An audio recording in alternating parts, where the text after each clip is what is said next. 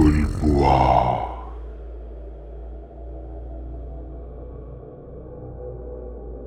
संध्याकाळची वेळ होती. नयन एका झाडाखाली बसून होता. तो स्वतःच्याच विचारांत हरवला होता. एवढ्यात झाडावरचं एक पान त्याच्या मानेवर येऊन पडलं. तसा तो इतका दचकला की अक्षरशः ओरडतच तिथून उडाला. काही सेकंदात त्याच्या लक्षात आलं की हा कोणाच्या हाताचा स्पर्श नव्हता, तर ते एक झाडावरून पडलेलं पान होतं. पण हे समजण्यात फारच उशीर झाला होता. त्याच्या आसपासची लोक त्यावर जोरजोरात हसत होती. कसाही असला तरी नयनला त्याचं मन होतं आणि ते फारच निरागस आणि हळवं होतं. लोकांच्या त्या नजरा पाहून नयनला स्वतःचीच लाज वाटू लागली. त्याला तर त्याच्याच भित्रेपणाचा वीट आला होता. त्याने मनाशीच ठरवलं, आता हे भूतांना घाबरणं पुरे झालं. कधीपर्यंत हे असंच घाबरून राहायचं आणि लोकांच्या हसण्याचं कारण बनायचं? आता आयुष्यात असं काही करायचं की लोकांनी त्यावर हसणं तर दूर, त्याला सलाम ठोकायला हवा. नयनच्या मनात काहीतरी शिजत होतं आणि ते भयानक होतं. निराशेच्या मनाने डोक्यात राग भरून त्याने कोणतं चुकीचं पाऊल टाकायला नको होतं. अशाने त्याचा जीव धोक्यात पडला असता. पण नयनने तसाच काहीसा वेड्यासारखा विचार केला होता. आपल्या मनातील भूताच्या भीतीला दूर करण्यासाठी त्याने अमावस्येच्या रात्री 12 वाजता स्मशानात जायचा प्लॅन आखला होता. अमावस्या 2 दिवसांवर होती. त्यातच ती शनिवारची अमावस्या होती. अशा भयानक दिवशी नयन एकटाच रात्रीचा एका स्मशानात जाऊन तो भूतांना घाबरत नाही हे दाखवून देणार होता.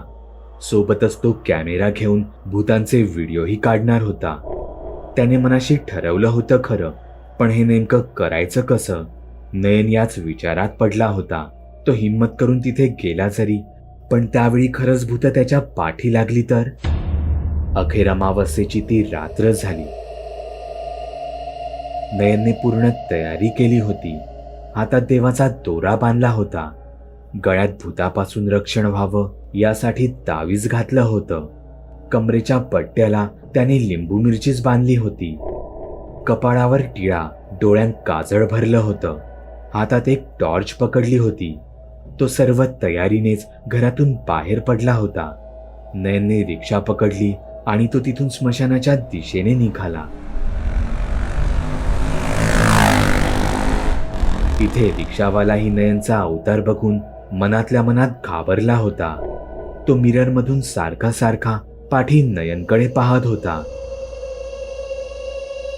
अशा शनिवारच्या अमावस्येला हा स्मशानाकडे का जात असावा? हा कोणीतरी तांत्रिक मांत्रिक असला पाहिजे. म्हणून इथे रिक्षा चालकच घाबरला होता.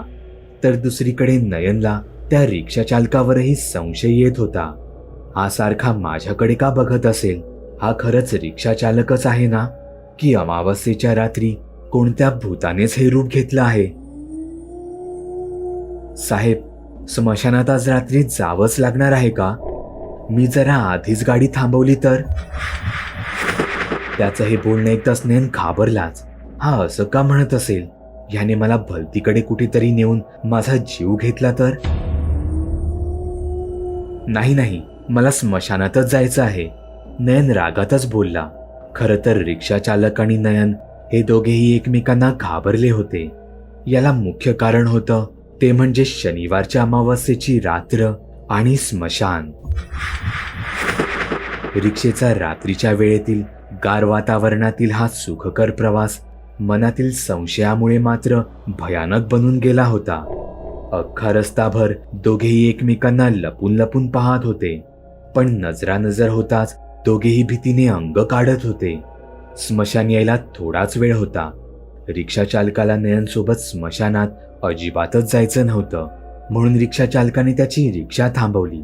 इथे अचानक रिक्षा थांबवल्याने नयनही घाबरला. दोघांनाही काय करावं कळत नव्हतं. रस्त्यावर तर कोणी मदतीलाही नव्हतं. शेवटी रिक्षा चालक रिक्षातून खाली उतरला.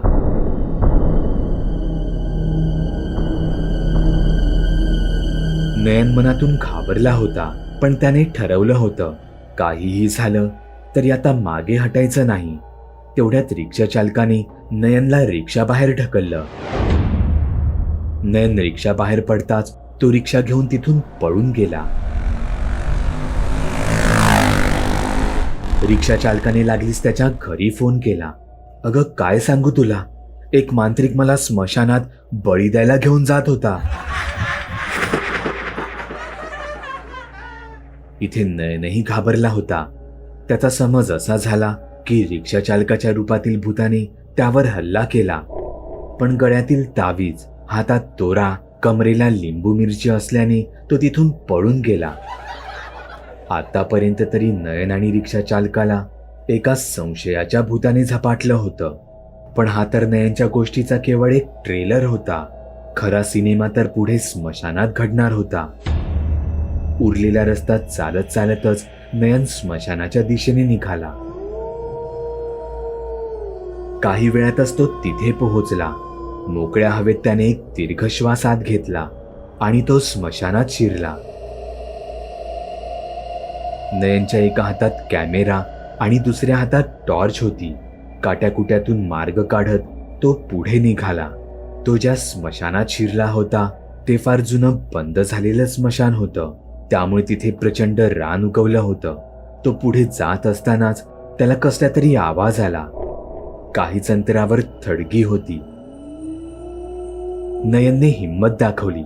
हातात टॉर्च घेऊन तो हळूहळू पुढे सरकू लागला.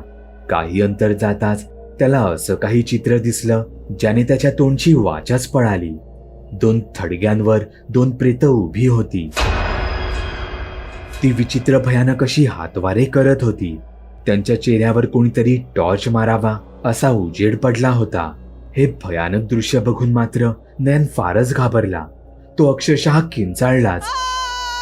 पण इथेच त्याची चूक झाली. त्याची किंचाळी ऐकून त्या दोघा प्रेतांनी नयनकडे पाहिलं आणि तेही तिथे भयानकपणे ओरडत नयनच्या दिशेने धावत सुटले.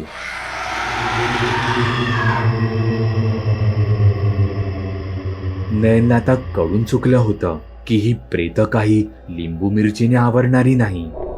म्हणून नयनही पळत सुटला. झाडीतून मार्ग काढत असताना तो चुकून दुसऱ्याच झाडीत शिरला. तिथली अवस्था तर अजूनच भयानक होती.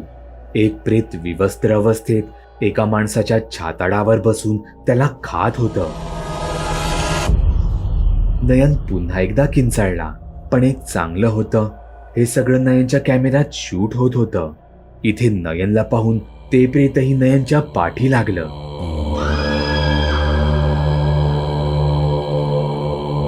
नयन पुढे तर सगळी प्रेतं नयनच्या पाठी पळत होती. आजचा प्रश्न, तुमच्याकडे 30 सेकंदाचा वेळ आहे. तुम्हाला काय वाटतं, ह्या प्रेतांपासून नयन स्वतःची सुटका कशी करू शकेल? नयन यातून सुखरूप सुटेल की हाच असेल नयनच्या आयुष्यातील शेवटचा दिवस? नीट विचार करून तुमचं उत्तर कमेंट करा किंवा उत्तरासाठी 30 सेकंद थांबा.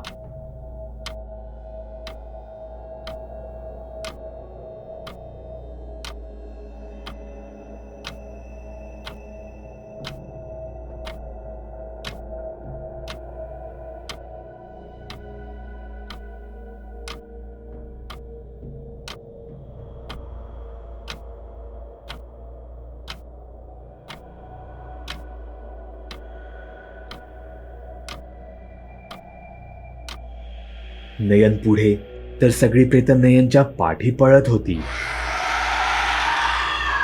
तुम्हाला जर वाटत असेल की नयनची यातून सुटका होणार आहे तर तुम्ही चुकीचे आहात. नयनच्या पाठी प्रेत नाही, संशयाची भूतं लागली होती. थडग्यावर उभं राहून वेडेवाकडे हावभाव करत असलेली प्रेतं या तर 2 कॉलेज तरुणी टिकटॉक साठीचा एक व्हिडिओ बनवत होत्या.